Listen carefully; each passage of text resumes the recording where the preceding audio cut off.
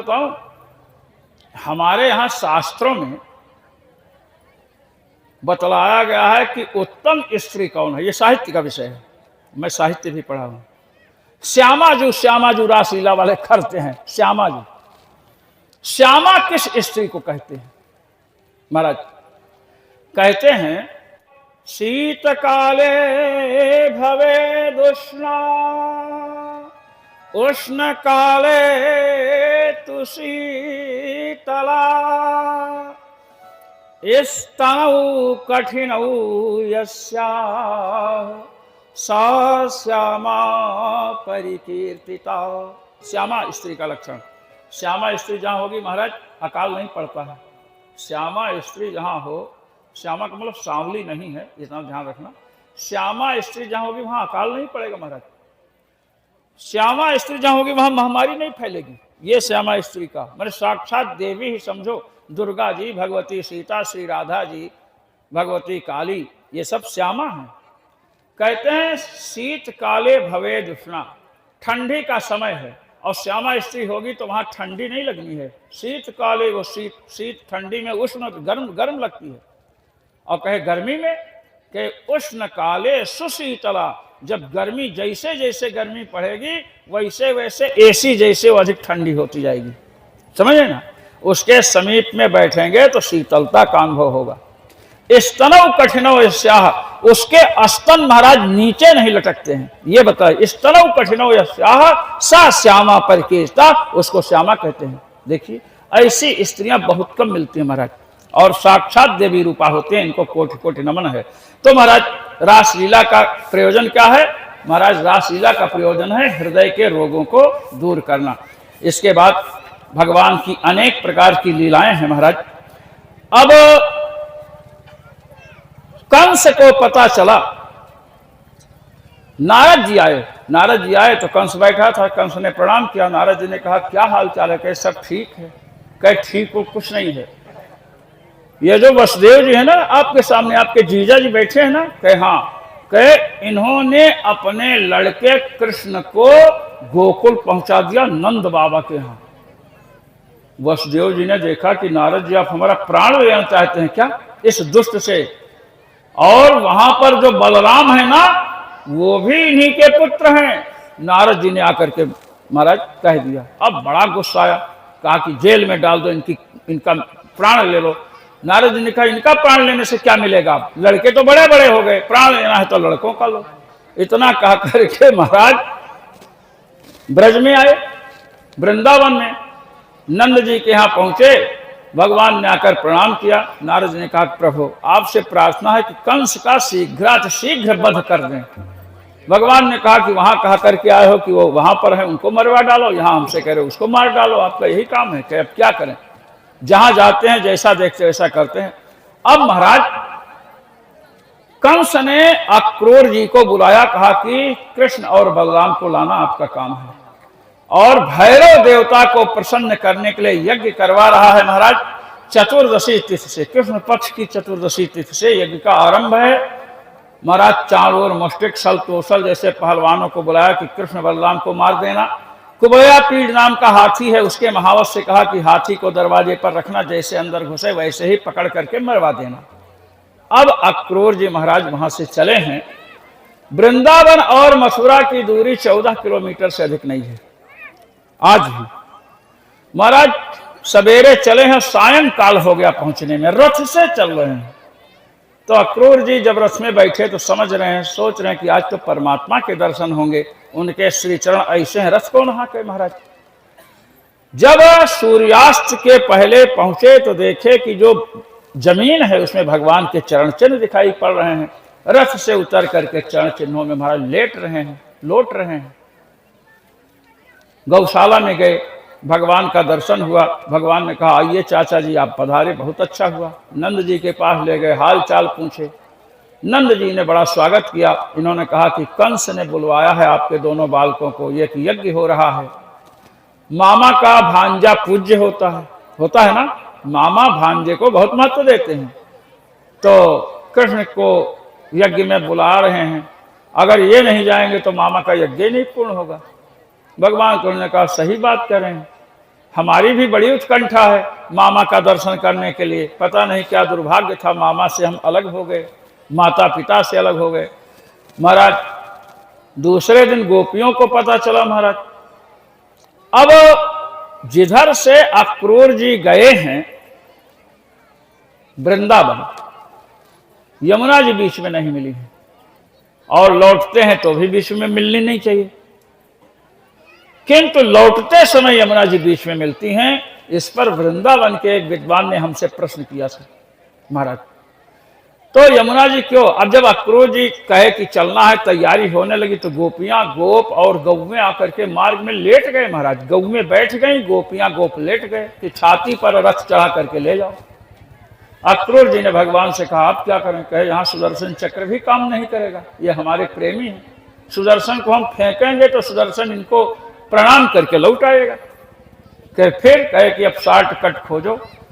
इधर से उधर करते करते ले गए यमुना जी के समीप। ब्रह्महृद है, और श्री कृष्ण और बलराम जी को बिठा करके यमुना जी में गए स्नान करने। जैसे डुबकी लगाए तो देखते हैं श्री कृष्ण बलराम यमुना जी के अंदर हैं। इन्होंने ऊपर देखा तो रथ पर बैठे हैं। फिर जब डुबकी लगाया तो देखा कि शेष नाग पर भगवान विष्णु शयन कर रहे हैं। श्याम सुंदर और क्या बोलते हैं बलराम बन जाते हैं। रथ पर देखे वहां पर भी शेष नाग पर भगवान श्याम सुंदर विष्णु बने बैठे हैं। इन्होंने कहा कि ये श्याम सुंदर साक्षात विष्णु हैं। मैंने कहा था ना दो कृष्णावतार की बात। अब ब्रह्महृद से वैकुंठ बिहारी भगवान जो कृष्ण बने हैं वे जाएंगे, गोलोक बिहारी यहीं रह जाएंगे। महाराज निकले, स्तुति किए और कहे आप तो परमात्मा हैं। अरे कहे हम परमात्मा हो चाहे सर्मात्मा हो, आप तो हमारे चाचा हो, चाचा ही बने रहना। लेकर के आए। अक्रूर जी ने कहा कि आप हमारे घर रुकिए। कहे नहीं ऐसा नहीं, अगर हम आपके घर रुकेंगे तो कंस आपके ऊपर संदेह की दृष्टि रखेगा। और महाराज रुके कहाँ जाकर के? मथुरा से बाहर एक बगीचा है, वहां जाकर के रुके। और कंस को समाचार मिल गया कि कृष्ण बलराम नंद जी सब आ गए हैं। महाराज दूसरे दिन मथुरा दर्शन करने के लिए भगवान और इनके साथ जो है गोप बालक भी हैं, ये महाराज जा रहे हैं। और उसी समय एक महाराज मिलता है धोबी। धोबी मिला तो लोगों ने कहा कि कन्हैया अपने लोगों का वस्त्र ठीक नहीं है, धोबी मामा आ रहे हैं, बड़ा कपड़ा ले रखे हैं, इन्हीं से ले लिया जाए। एक लड़के ने कहा कि हे धोबी मामा वस्त्र दे दो। उसने कहा मूर्ख कहीं के, तुम्हारे बाप भी कभी कपड़ा पहने हैं? दूसरे बालक ने कहा कन्हैया लगा पूतना वाला हाथ इसको, ये तो बड़ा दुष्ट है। महाराज एक चाटा ऐसा खींच करके मारा कि उसका सिर ही धड़ से अलग हो गया। हाँ, रामा अवतार में तुमने बड़ी निंदा की थी जानकी जी की, भगवान राम पर कलंक यही लगाया था। महाराज मर गया। अब जितने मर गया तो जब वस्त्र थे राजसी वस्त्र सब पहन लिए। अब बताओ बड़े बड़े वस्त्र, छोटे किसी के यहाँ तक कुर्ता आ रहा है, किसी के यहाँ तक टोपी। इधर आगे जब बढ़े महाराज तो आगे एक दर्जी मिला, और दर्जी ने देखा तो भगवान ने कहा कि दर्जी मामा आप वस्त्र ठीक कर सकते हो? कहते बिल्कुल, आइए आइए। महाराज सबका वस्त्र एकदम सेट कर दिया। अब सब चले। एक ने कहा कि कन्हैया वस्त्र भी ठीक हो गए, और अगर माला मिल जाती तो अच्छा रहता, वस्त्र पे पर माला भी होनी चाहिए। तब तक एक माला वाला एक माली का महाराज दिखाई पड़ा घर, इसका नाम सुदामा है, सुदामा माली। वहां पहुंचे तो उसकी पत्नी देखी आ रहे हैं तो स्वयं बुला के ले गई, चलिए चलिए आपको माला पहनाती है। घर में गए, बड़ी सुंदर माला। अच्छा, जब महाराज दर्जी ने वस्त्र को ठीक कर दिया तो भगवान ने वरदान दिया, जाओ तुम्हारे कुल परंपरा में धन की कमी नहीं रहेगी। आज भी 250 रुपए का पैंट का कपड़ा, 500 रुपए सिलाई। आज भी देखो दर्जियों का माला माल भगवान की कृपा से है। माली को भी आशीर्वाद दिए। फूल कितना महंगा है आप समझ सकते हो। अब महाराज आगे चले, आगे जा रहे हैं तो एक ने कहा कि कपड़ा भी बढ़िया है, माला भी है, चंदन वंदन नहीं है। अब बिना चंदन के मस्तक ठीक लगता नहीं।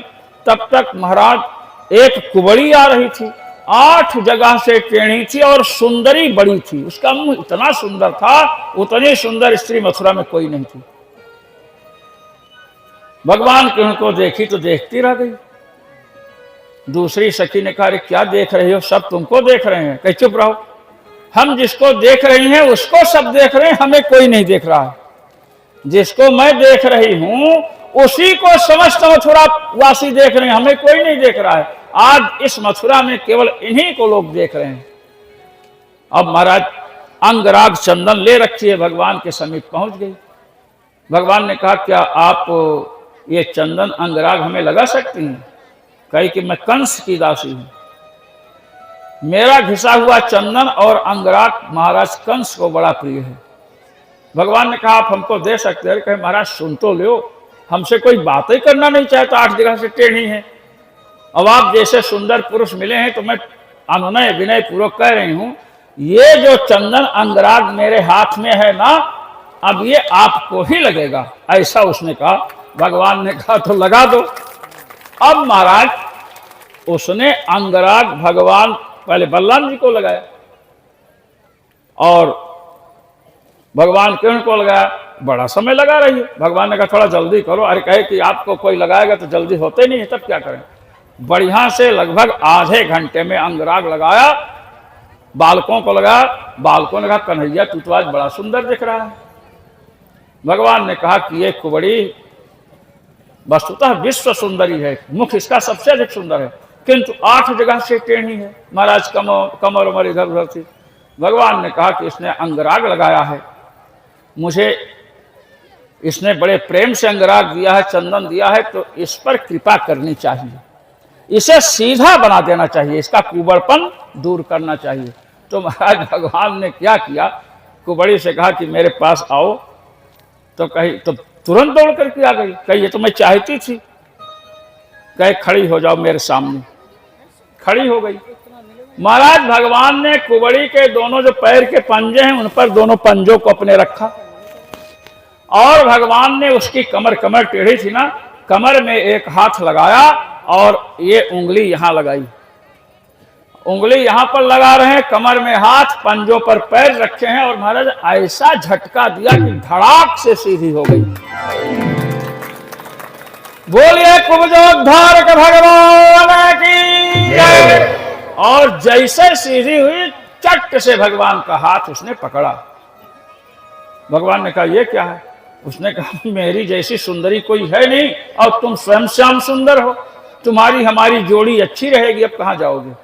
बलराम जी ने कहा, कन्हैया तुम्हें विवाह रचाने आया है कि यज्ञ देखने आया है?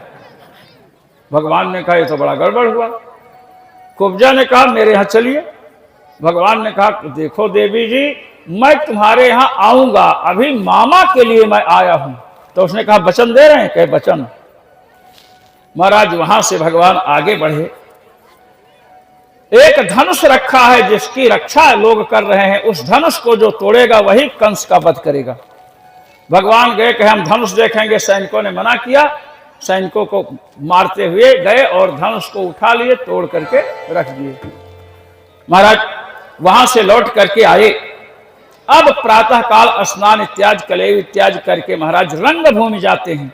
मार्ग में रास्ते में कुबलया पीठ हाथी है। महावत से कहा कि तुम मार्ग दो। अम्बष्ठ मार्गम नौ देह्यपक्रम माचिरम देहि अपक्रम माचिरम। हे अम्बस, हे महावत, तुम ही अंदर जाने का मार्ग दे दे, और यदि तू मार्ग नहीं देगा तो इस हाथी के सहित तुझे यमलोक पहुंचा दूंगा। भगवान ने सीधे कहा। अब उसने हाथी बढ़ाया। महाराज हाथी बढ़ाया तो भगवान ने देखा कि हाथी को छुआ, उसके बाद भगवान हाथी के पैर के नीचे छिप गए। तो महाराज हाथी और ये जो पशु होते हैं ना, ये सूंघ करके पता लगाते हैं।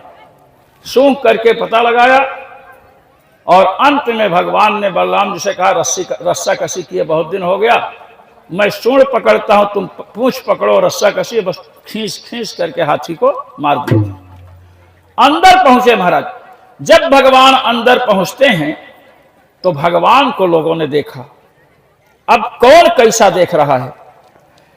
मल्लानाम सनिर्नृणाम नरवरः स्त्रीणाम स्मरो मूर्तिमान गोपानां स्वजनो शतां क्षितिभुजां शास्ता स्वपित्रोः शिशुः मृत्युर्भोजपतेर्विराडविदुषां तत्त्वं परं योगिनां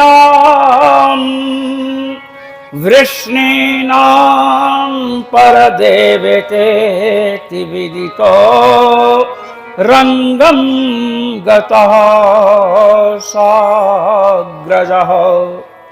जब महाराज भगवान श्री कृष्ण और बलराम रंगभूमि में पहुंचे तो सबसे पहले इनको पहलवानों ने देखा।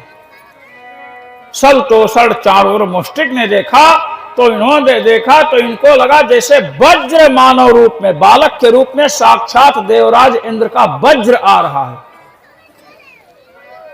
और स्त्रियों ने देखा महाराज, मथुरा की स्त्रियों ने, तो उनको लगा कि साक्षात बालक के रूप में कामदेव आ रहा है। और महाराज जो गोप हैं, अक्रूर जी जैसे लोग हैं, उन्होंने देखा तो लगा हमारे संबंधी आ रहे हैं। और महाराज जो दुष्ट राजा हैं, उन्होंने देखा कि हम सबको दंडित करने वाला साक्षात कालदंड आ रहा है। और महाराज कंस ने भी देखा भगवान को, मृत्युर्भोजपते है। कंस ने देखा तो उसे लगा कि कृष्ण के रूप में मेरी मृत्यु आ रही है। और महाराज अविद्वान, विराट अविद्वान, श्री सुखदेव जी कहते जो अविद्वान लोग हैं उन्होंने विराट रूप का दर्शन किया। अविद्वान का अर्थ होता है मूर्ख, विद्वान और अविद्वान। तो अविद्वान माने भगवंतम वेत्य जानात इति अविद्वान, भगवत तत्व के मर्मज्ञों ने भगवान के विराट रूप का दर्शन किया। इस प्रकार जो जैसा है वैसा दर्शन किया। महाराज भगवान अंदर पहुंचे, चाणूर मुष्टिक सलतोषल सामने आ गए, कहे युद्ध करो। भगवान ने कहा हम बालक हैं, हम युद्ध नहीं कर सकते हैं। मथुरा की स्त्रियों ने महाराज विरोध किया, मथुरा की महिलाओं ने किया अन्याय है। अंत में भगवान श्री कृष्ण ने कहा कि मामियों आप लोग चिंता मत करो, हम अभी सब ठीक कर देते हैं। चाणूर से भगवान भिड़े, मुष्टिक से बल दाऊ जी भिड़े और महाराज मार मार के 8 पहलवानों को नष्ट कर दिया। और अंत में कंस को देखा, ऊंचे सिंहासन पर बैठा है, तलवार हाथ में ली। भगवान नीचे से महाराज छलांग लगाए, लगभग 32 हाथ दूर बैठा था और गए उसका सिर पकड़े। बड़ा क्रोध है, अपने भाइयों की मृत्यु का स्मरण हुआ, सिर की चोटी पकड़े और महाराज नीचे लेकर के कूद पड़े और वो नीचे भगवान उसकी छाती पर गिरे। और लोग आपने देखा कोहड़ा जब पक जाता है, सड़ जाता है, सड़ा कोहड़ा, और सड़ा कोहड़ा को फेंकिए तो कैसा बिखरता है, सड़ा कोहड़ा जैसे बिखर गया कंस, समझे।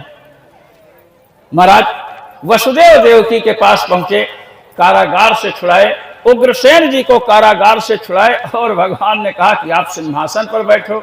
उग्रसेन जी ने कहा कि कंस को आपने मारा है, आप बैठो। कहे नहीं, हम नहीं बैठ सकते हैं। हम इसलिए नहीं बैठ सकते हैं कि ययाति जी का साप है और उस साप को हम सहन करेंगे, आपसे साप का प्रभाव हटा देंगे। उग्रसेन जी को महाराज बैठाया शासन पर और माता पिता से क्षमा मांगी कि आप क्षमा कर दो, हम आपकी सेवा के समय उपस्थित नहीं हो पाए। महाराज नंद बाबा से मिले, सभी गोप बालकों से मिलते हैं, कहते आप लोग वृंदावन लौट जाओ, हम कुछ दिन व्यवस्था संभलवा करके जब व्यवस्था संभल जाएगी तब आएंगे। भगवान ने कहा, सब लोगों को भेंट दे करके विदा किया महाराज। और श्री वसुदेव जी ने गर्गाचार्य से भगवान का यज्ञोपवेश संस्कार कराया और उज्जैनी नगरी भेज दिया महाराज पढ़ने के लिए। 64 दिन में सांदीपन आश्रम है, काशी नहीं भेजा, ना ना, काशी नहीं भेजा, उज्जैन भेजा। काशी इसलिए नहीं भेजा, भगवान काशी नहीं गए क्योंकि भविष्य में काशी नगरी को सुदर्शन चक्र से जलाएंगे, इसलिए। अब महाराज 64 दिन में 64 कलाओं, 64 विद्याओं को प्राप्त किए। जब चलने लगे तो गुरुदक्षिणा के लिए कहे तो गुरु माता ने अपने पति से कहा कि कहो जो बालक मर गया है उसे ले आऊं, मरे हुए बालक को, क्योंकि तू परमात्मा है। महाराज भगवान यमलोक जाकर के बालक को लाए। इस प्रकार उद्धव जी को, अब मैं अभी क्या कहते हैं 6 नहीं बजा है भाई, 6 बजे कथा विराम देने का प्रयास करेंगे, क्योंकि आज हमें रुक्मिणी जी का विवाह करवाना है। और जो रुक्मिणी विवाह छोड़ करके जाएगा पुरुष, तो उसका विवाह तो नहीं होगा, हम पहले बता देते हैं। हाँ, और अगर आप सुनेंगे तो रुक्मिणी विवाह तो विवाह के जो विघ्न है हट जाएंगे, चाहे पुरुष हो चाहे कोई लड़की हो लड़का हो कोई भी हो। हाँ, सीधी बात मैं बता देता हूँ, बाद में हमको भी अपराध लगेगा कि बताए नहीं। तो महाराज एक दिन भगवान कमरे में बैठे थे, उद्धव जी मिलने गए। उद्धव जी ने दरवाजा खटखट किया तो बल जैसे कोई बैठा होगा तुरंत दरवाजा खोलेगा, थोड़ा समय लगा और भगवान ने दरवाजा खोला। अब उद्धव जी तो बृहस्पति जी के शिष्य हैं, बड़े ज्ञानी हैं। अच्छा, जब दरवाजा खोले महाराज तो आंखों माने ऐसे कपड़े से ऐसे ऐसे करते हो, ऐसे ऐसे। तो उद्धव जी ने कहा, कृष्ण मित्र तुम भी रोते हो? जीव रोता है तो मैंने सुना था भगवान भी रोते हैं। अरे कहे कि उद्धव जी आप समझते नहीं हैं, मैं जब भी भोजन करने बैठता हूं तो नंद बाबा कह गए कि इनको मिश्री माखन बहुत प्रिय है, और जैसे माखन मिश्री मेरे सामने कटोरी में आती है वैसे मुझे यशोदा माँ का स्मरण होता है, गोपियों का स्मरण होता है, मैं खा नहीं पाता हूं और प्रतिदिन यही होता है। और मेरे वियोग में नंद बाबा, यशोदा माँ, गोपियां, श्री राधा जी कैसे होंगे, इसलिए आप मेरा संदेश लेकर के उनके पास जाइए। उद्धव जी ने कहा ठीक है, हम जाएंगे, हम बृहस्पति जी से पढ़े हैं, हम उन्हें ज्ञान प्रदान करेंगे, गोपियों को, नंद बाबा को, यशोदा जी को ज्ञान प्रदान करेंगे, फिर आपके वियोग में परेशान नहीं होंगे। भगवान ने कहा ठीक है, वहां जाओगे तब पता चलेगा। महाराज भगवान ने उद्धव जी को अपना पीतांबर दिया, इसलिए दिया कि हमारा मित्र समझकर, हमारा सेवक समझ करके गोपियां इनसे बात करेंगे। अब उद्धव जी वहां पहुंचे, गोपियों को पता चला महाराज। दूसरे दिन गोपियां वहां आई, उनमें श्री राधा जी भी हैं। और अब उद्धव जी सबको समझा रहे हैं, देखो निर्गुण परमात्मा की उपासना करो। किसके? निर्गुण की। तब एक गोपी ने पूछा, निर्गुण कौन देश को वासी? ये निर्गुण कौन देश को वासी, ये निर्गुण किस देश में रहता है?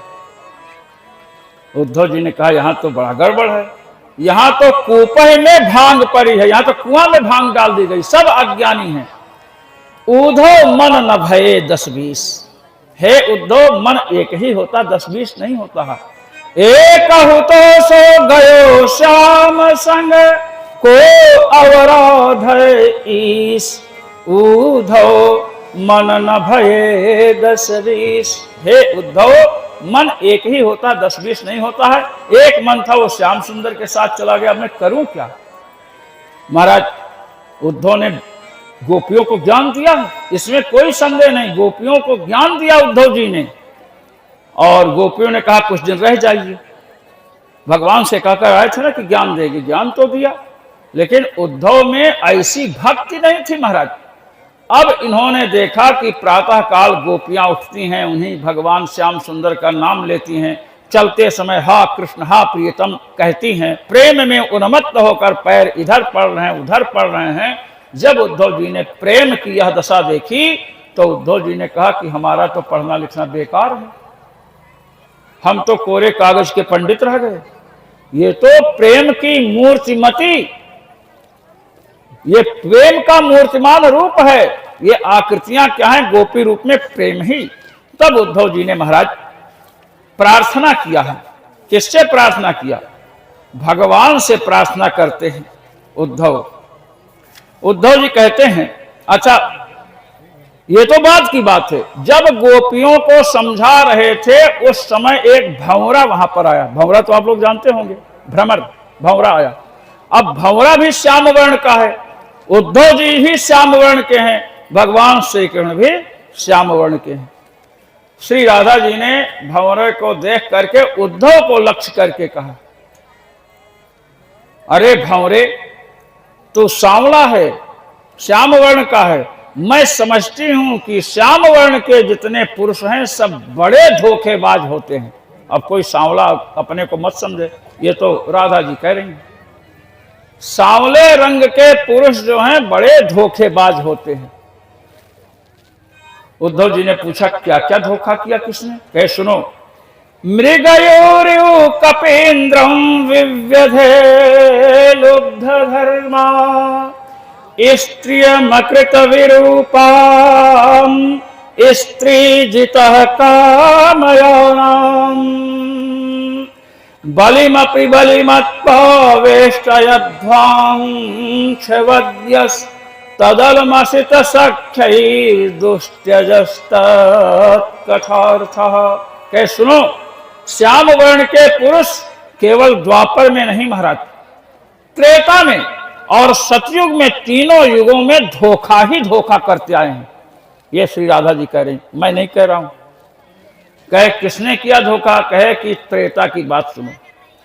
त्रेता में एक श्याम वर्ण के पुरुष ने अयोध्या में अवतार लिया, किष्किंधा गए और वृक्ष के पीछे छिप करके व्याध के समान वानर राज बाली को मारा। मारा कि नहीं मारा?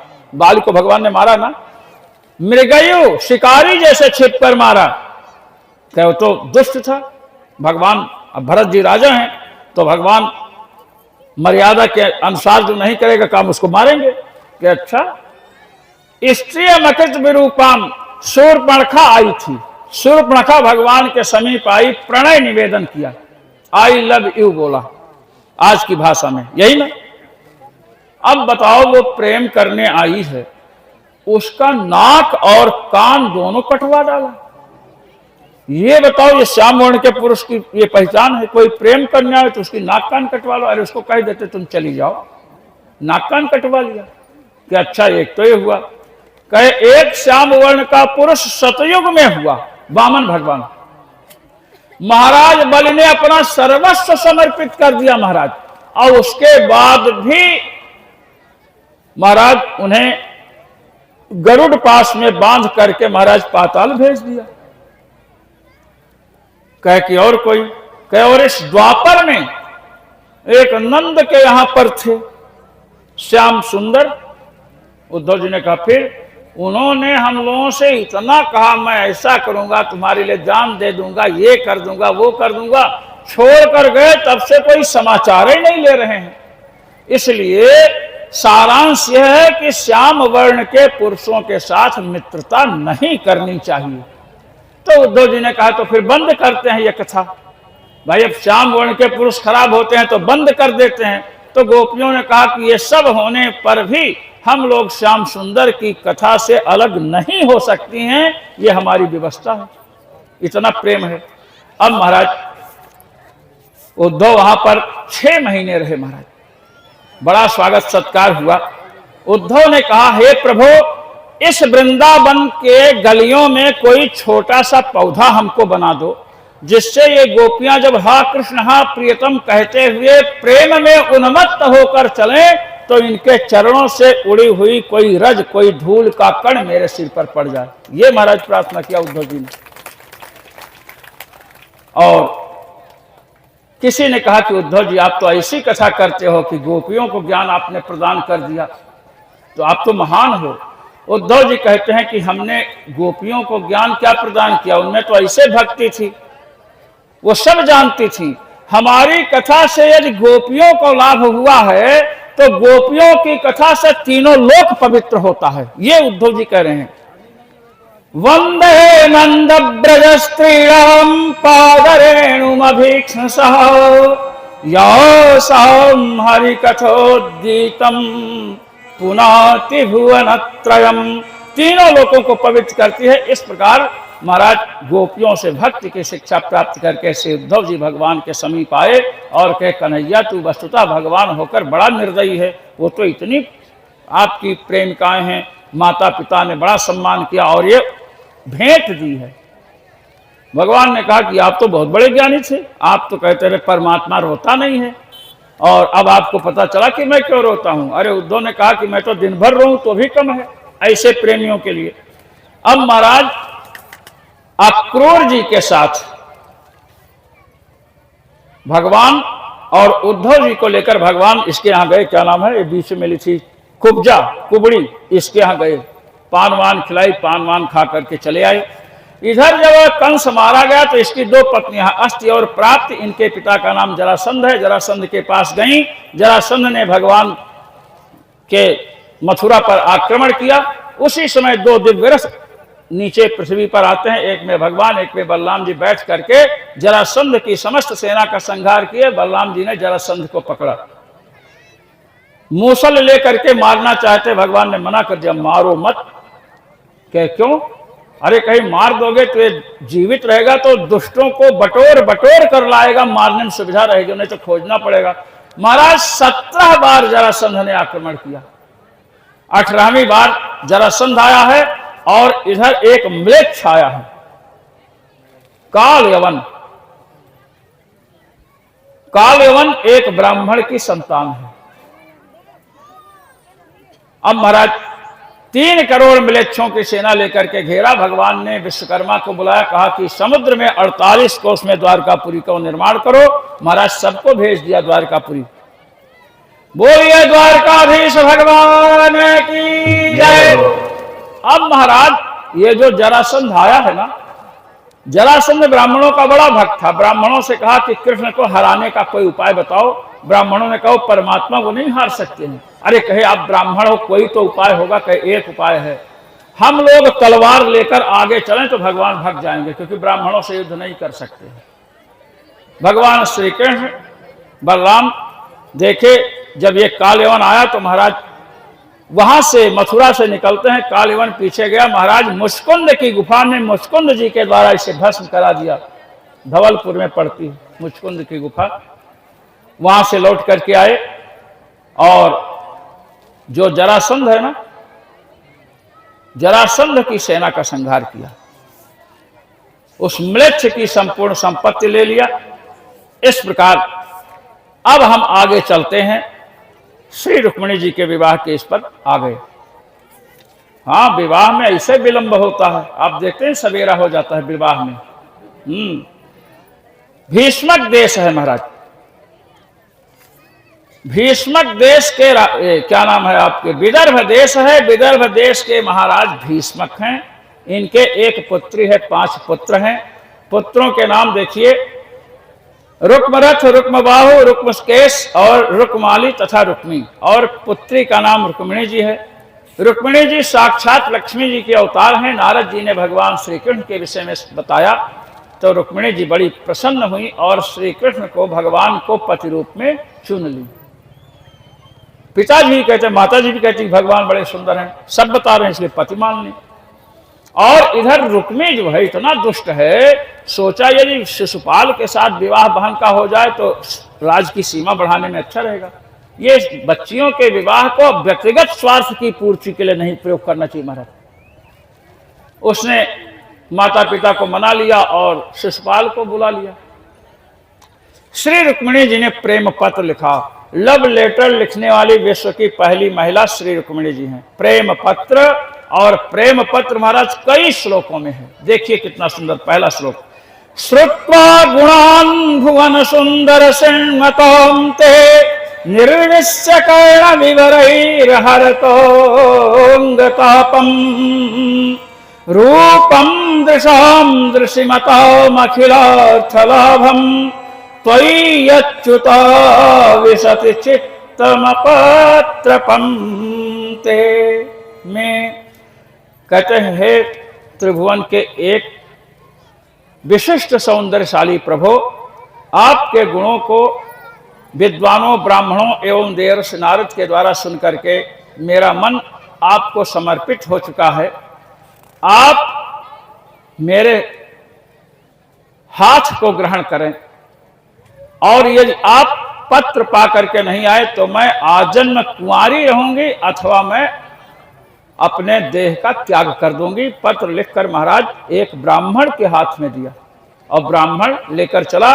और कैसे ब्राह्मण को पहुंचाया श्री रुक्मिणी जी ने, महाराज भगवान श्री कृष्ण के समीप पहुंचा और कहा ये देखो पत्र लाया हूं श्री रुक्मिणी जी का, भीष्मक महाराज की राजकुमारी ने भेजा है। भगवान ने पत्र पढ़ा, ये भी सुनते थे रुक्मिणी जी बड़ी सुंदरी हैं, भगवान को तो सब पता ही था। इन्होंने न आओ देखा न ताओ, ब्राह्मण ने कहा कि परसों विवाह होने वाला है, कल पहुंच करके कन्या का हरण करना पड़ेगा। और रुक्मिणी जी ने पत्र में लिखा कि दुर्गा जी का पूजन करने जाऊंगी, वहीं से हरण कर लेना, पूरी व्यवस्था। महाराज भगवान प्रातः काल रात को ही महाराज जो दिव्य घोड़े हैं उन रथ पर बैठकर दारुक सारथी रथ लेकर चला, भीष्म के नगर में पहुंच गए विदर्भ देश। सवेरे बलराम जी ने देखा कि कृष्ण का पता ही नहीं, पता लगा, पता चला विवाह करने गए हैं, कहे हम ही को नहीं बताया। अच्छा, बलराम जी का विवाह हो चुका है रेवती जी के साथ। रेवती जी जब बलराम जी के सामने लाई गई, वो महाराज सतयुग की थी, 21 हाथ लंबी। बलराम जी ने कहा इनसे कैसे विवाह करेंगे, तो हमारी माँ से भी बड़ी हैं। अब महाराज रेवत जी ने कहा कि कोई उपाय करो।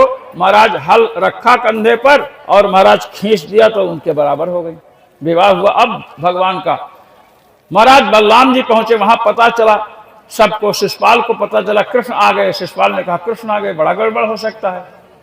वहां पर जरासंध भी है, महाराज बड़े बड़े राजा हैं। सबने कहा चिंता मत करो, हमारी बड़ी भारी सेना है। और अंत में महाराज क्या हुआ कि रुक्मिणी जी जब बलराम जी पहुंचे, बलराम जी तो समझ रहे थे कि वहां युद्ध होगा। रुक्मिणी जी दुर्गा जी की पूजन के लिए आ रही है और महाराज मंदिर में गई और एक पुष्प चढ़ाई, दुर्गा जी को देखी, फिर इधर उधर देख रही। अब कन्हैया कृष्ण भगवान कहाँ है, यहाँ तो पूजा करने थोड़ा है, पूजा के बहाने तो हरण होना है। और अंत में पूजा पूरी हुई, तब श्री दुर्गा माँ प्रसन्न हुई, कहें कि अब तुमको जिसको चाहती हो मिलने वाला है। जैसे बाहर निकली तो भगवान ने पकड़ लिया हाथ और रथ पर बिठाया, रुक्मिणी जी को रथ पर बिठाया। तो कहे रुक्मिणी जी कही चलिए चलिए जल्दी चलिए। भगवान ने कहा ऐसे नहीं चलेंगे, ऐसे लोग हमको चोर कहते हैं। भगवान ने निकाला 5 जन्य शंख। रुक्मिणी जी ने कहा ये क्या करने जा रहे, कहे मैं चुनौती दे रहा हूं समस्त राजाओं को कि रुक्मिणी राजकुमारी को लेकर जा रहा हूं, जिसकी मां ने दूध पिलाया है, जिसको अपनी वीरता पर, अपने अस्त्र शस्त्र पर गर्व है, वो आकर के मेरा मार्ग रोके। और महाराज 5 जन्य शंख की ध्वनि बड़े जोर से धो धो धो की आवाज हुई और जितने थे सब सेना लेकर दौड़े। बलराम जी ने मार मार करके मिट्टी पलीत कर दी सबकी। भगवान रुक्मिणी जी को लेकर गए तो इसका जो भाई रुक्मिणी जी का भाई रुक्मी है ना, ये महादुष्ट था। इसने कहा कृष्ण को बंदी बनाकर लाऊंगा, नहीं तो अपना मुंह नहीं दिखाऊंगा। और पीछे से अस्त्र शस्त्र की वर्षा करते हुए चला। तो महाराज भगवान कब तक सहन करते, भगवान ने रथ रोक करके और इसको पकड़ा और पकड़ा, जैसे तलवार निकाले गला काटने के लिए तो रुक्मिणी जी चिल्लाई अरे मेरा भाई है, बड़ा भाई, इसको मत मारिए। तो भाई पत्नी पहले ही कह रही कि इसको मत मारिए, पत्नी को अब उसकी बात न माने। भगवान रुक गए, बलराम जी भी आ रहे हैं। बलराम जी कहा मारना मत। तो भगवान ने जानते हैं क्या किया, जैसे लोग यहाँ पर नाऊ के यहाँ जाते हैं, मूछ दाढ़ी बनवाते हैं ना, हाँ, भगवान ने तलवार निकाली और यहाँ से आधी मूछ और इधर की आधी दाढ़ी तलवार से साफ कर दी। और महाराज ऐसी साफ की कि जब तक ये जीवित रहा तब तक न तो मूछ जमी न दाढ़ी जमी। जहां जाए आधी मूछ आधी दाढ़ी सफाचट। लोग पूछे क्या हुआ, बताते बताते परेशान रहता था, इसीलिए विरोध करता था। बलराम जी आए, देखे, कहे कन्हैया तूने ये क्या कर दिया, अरे साले का इतना अपमान। अरे कहे कि मैं तो इसको मार डालता। अरे कहे क्या मार डालते, विवाह जब होगा तो लाजा होम होगा और लाजा होम में भाई जो हमारी पत्नी का भाई होता है उसी के हाथ से डलवाते हैं, तुम इतनी बात बोल गए। अरे कहे ये तो अच्छा है, इसको पकड़ के ले चलते हैं। उसको पकड़ करके ले गए श्री द्वारकापुरी में और श्री द्वारकापुरी में गए। अब उनको श्री रुक्मिणी जी को लोग श्रृंगार कर रहे हैं।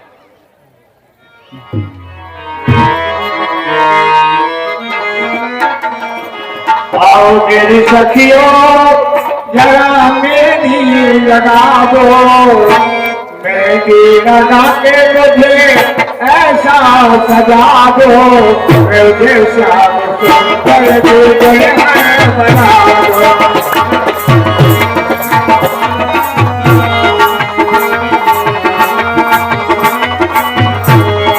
आओ मेरी सखियों जरा मेरी लगा दो, मेरी लगा के मुझे ऐसा सजा दो, मुझे श्याम सुंदर की दुल्हन बना दो।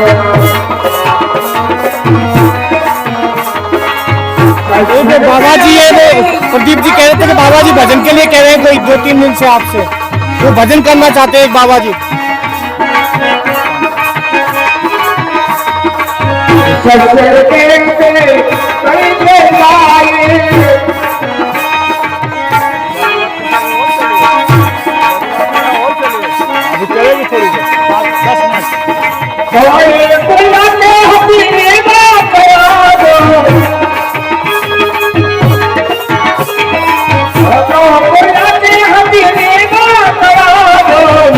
श्याम सुंदर की दुल्हन बना दो, मुझे श्याम सुंदर की दुल्हन बना दो। आओ मेरी सखियों जरा मेरी लगा दो, आओ मेरी सखियों जरा मेरी लगा दो, मेरी लगा के मुझे ऐसा सजा दो, मुझे श्याम सुंदर की दुल्हन बना दो।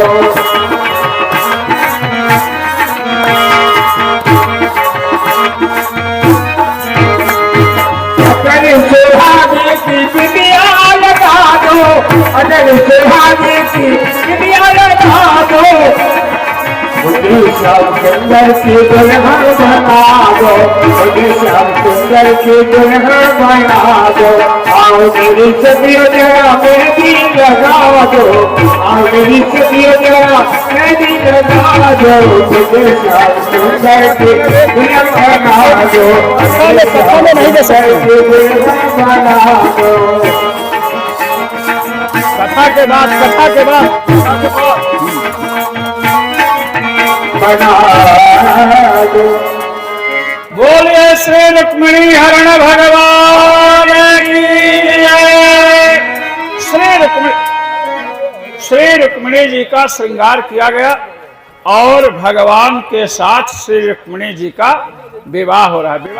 भगवान की बाकियों को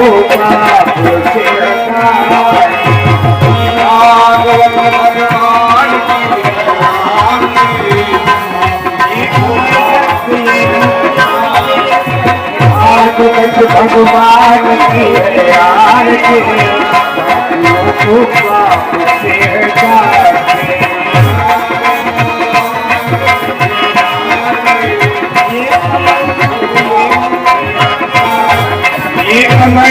ये मुक्ति करके पंचम में दिन राजा कल ज्योति जगाने वाला।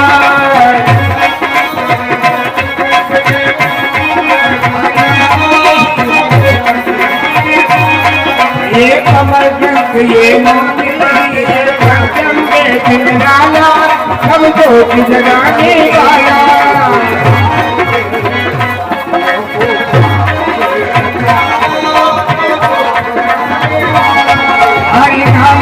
हर ध्यान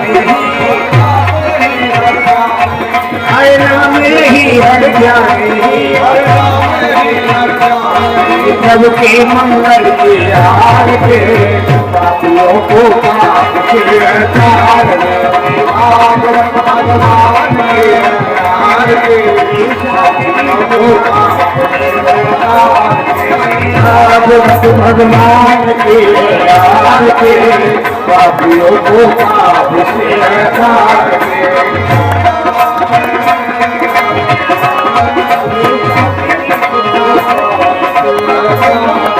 ये साथ गीत पावन पुनीत पापों को मिटाने वाला हरि कंठ कराने वाला।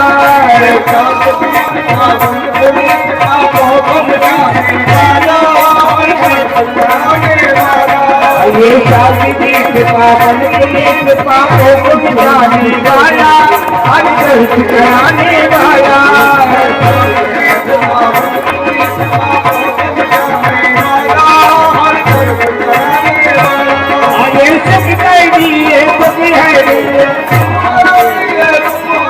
ये सुख करनी ये सुख करनी से मधुसूदन के यार के बाबू को पाप के दार के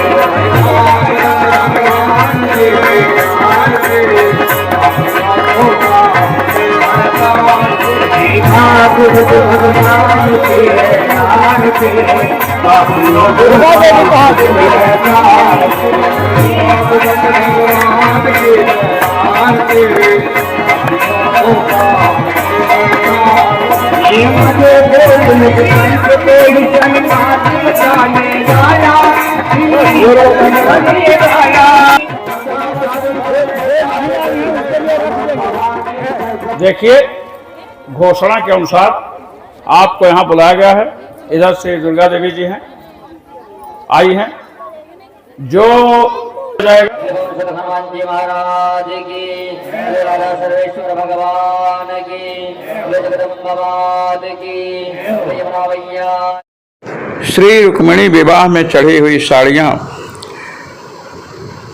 मैं श्री यमुना जी के नाम पर श्री यमुना जी की ओर से उन कन्याओं को समर्पित कर रहा हूँ जिनका विवाह नहीं हो पा रहा है या जिनका विवाह होने वाला है।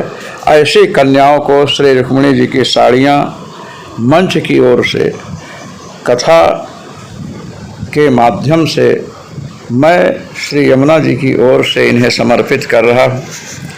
जय श्री राम। अरे वाह, क्या गुड़िया नाम है? वाह वाह, बहुत। बिटिया नहीं है, उनकी बहन है बड़ी, उसे बुला नहीं, उसी को देने से कल बुला लीजिए उसको, साड़ी यहीं रखवा देगी आपके। हाँ, पूर्णिमा पूर्णिमा शंकर। अरे इसके साथ श्रृंगार का भी सामान होगा ना। हाँ, देवी पावन। चलो बेटा, क्या नाम है? अरे वाह, पूर्णिमा। हाँ, जय सीताराम, यमुना जी की जय। एक इनको देना, ये लो देवी। जय यमुना मैया की, यमुना मैया की जय। और जो हाँ, उनको कल बुलवा लीजिए कल। ऊपर आओ, ऊपर। ये क्या नाम है? हाँ, क्या नाम? हाँ, जय श्री राम, जय यमुना मैया। जय लीजिए, जय यमुना मैया। यमुना मैया की जय यमुना। इधर भी प्रणाम करके जाना है। हाँ, जय यमुना मैया की जय। शिल्पी कहाँ? शिल्पी सागर। अरे वाह प्रिया, जैसे प्रणाम करके जाना। प्रणाम करके यहाँ जाना। हाँ, जय यमुना मैया। यमुना मैया की प्रिया सुहान है। जय, क्या जवाब नहीं है। अरे वाह, शुक्रिया, प्रणाम करके जाना। जय यमुना मैया। जय। और उमा, वाह, जय यमुना। प्रणाम करके यमुना जी की जय। बस बस। कौन प्रधान जी? हाँ, जानते हैं। तो क्या होगा, वो नियम नहीं है, क्या बताएंगे? गुड्डू, गुड्डू जहाँ कहीं भी हो, बाबू का लड़का ये रो रहा है, बहू कहाँ है, ले जाए स्टेज से। जय यमुना मैया। क्या नाम है? जय, प्रणाम करके जाना। प्रणाम करके जाना, प्रणाम करके। ऐसे सच होगा नहीं तो। हाँ, ठीक है। इधर देखना, इधर देखो बेटा, उधर। जय सीताराम। प्रणाम करके इधर जाना। प्रणाम करके। अरे अरे अरे महाराज जी, इसको दे, इसको दे। उनकी बिटिया MBBS कर रही है, अब नहीं है। आई नहीं पे आपको साड़ी मिलेगी अभी, इनको दो जो आगे हिसाब। हाँ, ठीक है। प्रणाम करो कल कल। हाँ, ये लीजिए। अरे ये लो, आओ, ये तुम ले लो। और श्रृंगार के सबसे अच्छी बात है।